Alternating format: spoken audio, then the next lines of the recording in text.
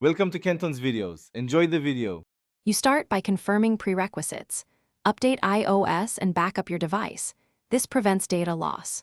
Once done, clean the True Depth camera with a microfiber cloth and remove cases or screen protectors that block sensors. Next, toggle Face ID settings. Go to Settings, Face ID and Passcode, and choose Reset Face ID. You do this now because restarting the Face ID enrollment clears corrupted data and prepares the system for a fresh scan.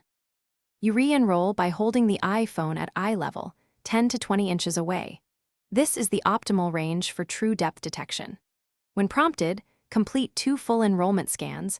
Move your head slowly to capture side angles so the system learns depth and contours.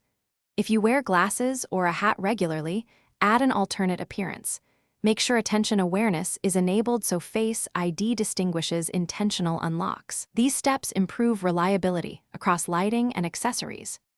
You finish by testing Face ID in low, bright, and backlit conditions. Try with glasses, masks, or hats as you normally use them. If issues continue, reset all settings to clear conflicting configurations. Make sure to back up first. As a deeper step, restore the device using DFU mode. This rules out software corruption. If Face ID still fails after a DFU restore, you likely have a hardware problem, so contact Apple support or visit an authorized. Thanks for watching. Consider subscribing if we helped you.